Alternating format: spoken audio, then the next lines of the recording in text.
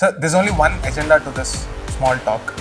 If you were giving this examination, what would you do in the last 10 days? Yeah, single agenda point, absolutely. To share my experiences, my way of approaching the preliminary examination which is being.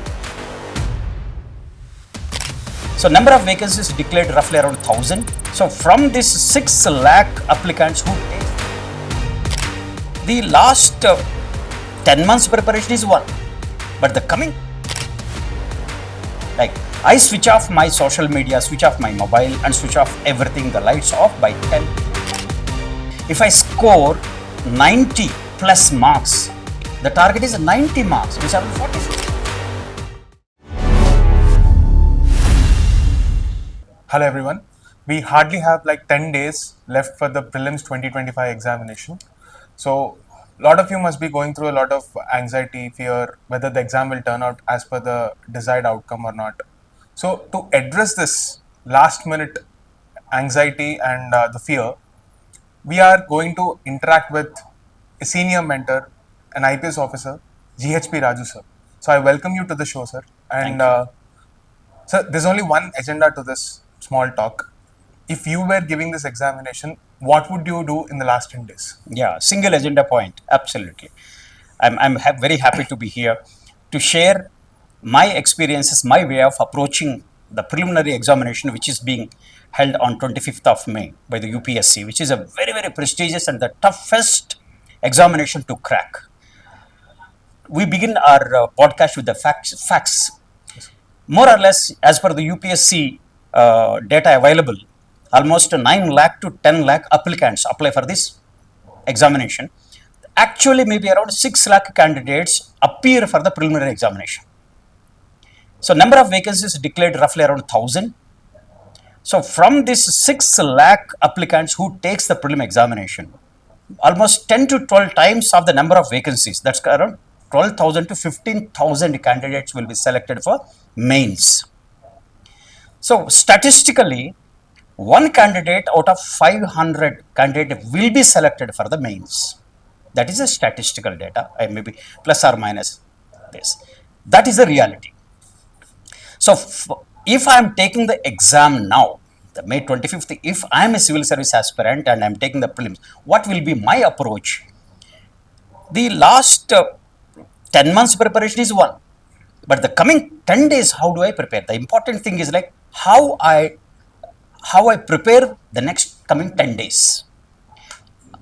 Actually speaking, I cannot remain focused not more than 10 hours in a day. It's a reality. So maybe I'm left with 100 hours of preparation. It's a reality. Depending upon the anxiety, nervousness, they creep in. Is it sufficient to study only 10 hours per day? Yeah, I think so. What I focus on the coming next 10 days is, am I taking good night sleep or not? Am I getting the good night sleep of 7 hours sound sleep? Is so important for me. Like I switch off my social media, switch off my mobile and switch off everything, the lights off by 10 p.m. 10 p.m. to 5 a.m. If I get the sound sleep, that means I am not experiencing any anxiety. I am not experiencing any tension about the preliminary examination. The second parameter, we all know that 100 hours available, every day 10 hours on our 6 to 7 hours of sleep, the another 4 to 5 hours of basically like for my day-to-day activities.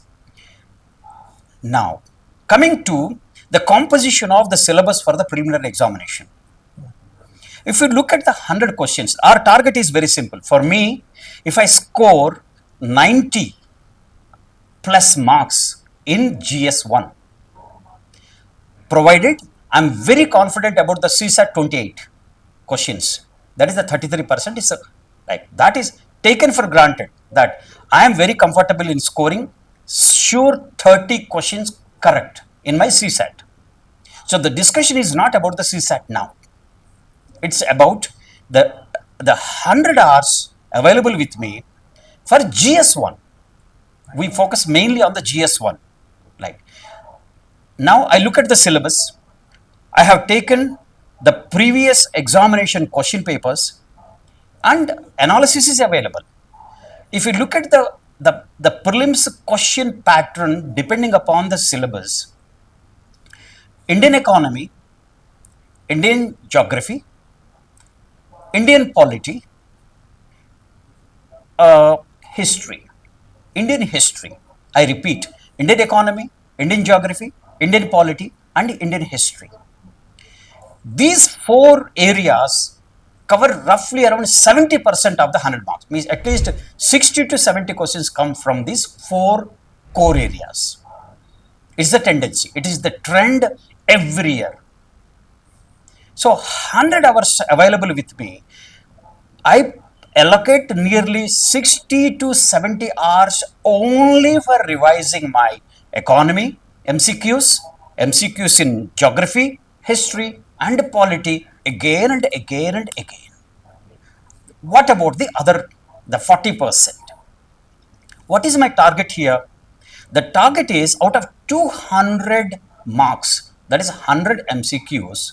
Out of 200 marks, if I can score 95, I'm not taking the category wise, like general category and other reserved categories. The cutoff marks may be 1 or 2.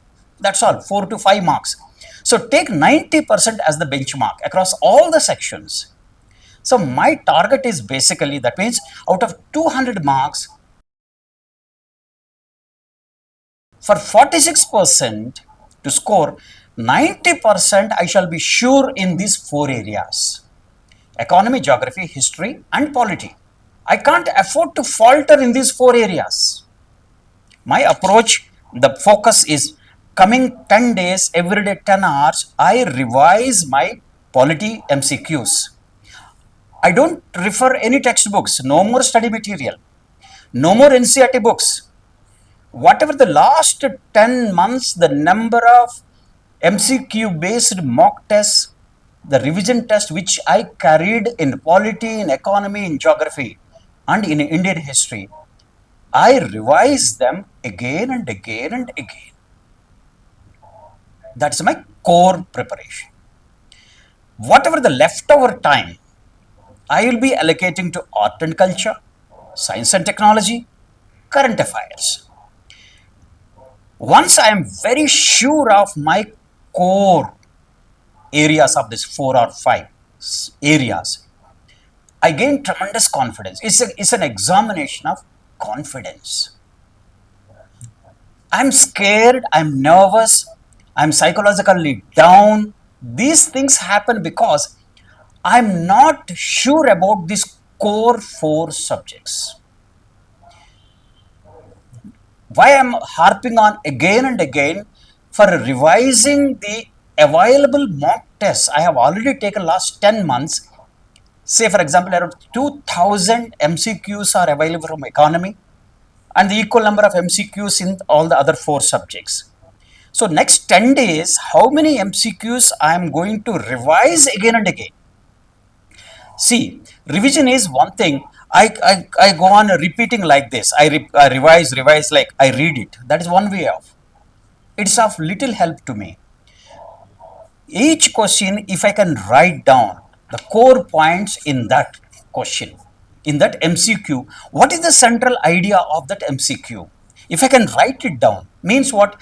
Reading and writing I'm bringing in. That's what I do exactly. Without keeping a pen and paper with me, I'll not prepare for the civil services exam. Not what I have read is important, but how I have identified the central theme of that question and what notes I have made. 1 line, 2 line notes, that's all. This reinforces whatever the fear, tension happens in the candidate because they are hesitant or reluctant to use their pen.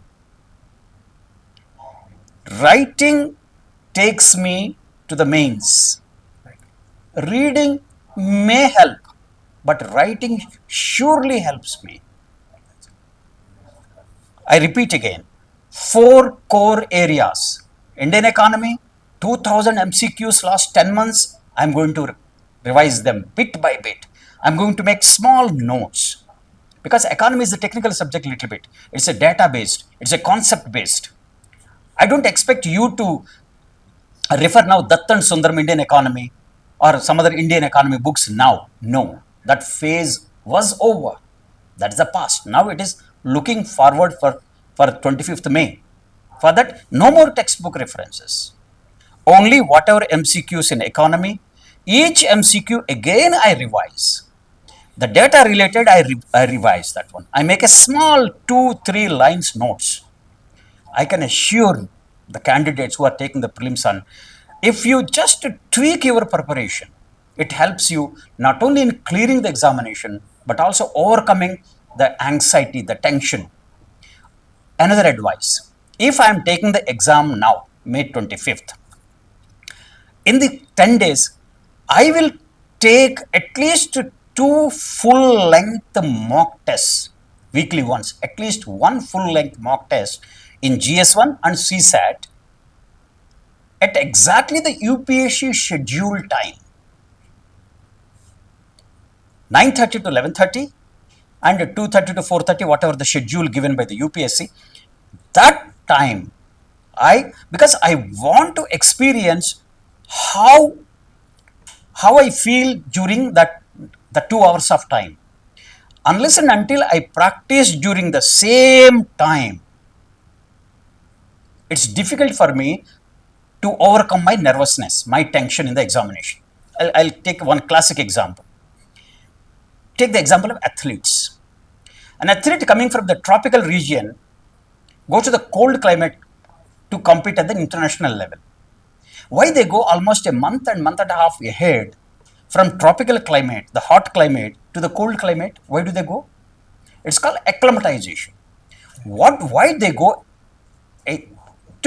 To simulate that exactly on that particular time, if the event begins at 9 a.m., what was the temperature when I practice it back home? It may be around 40 degrees. In Netherlands, Sweden, Denmark, UK, the temperature may be 10 degrees. So, am I acclimatized to that? So, real-time testing, that's called the simulation exercise. Right.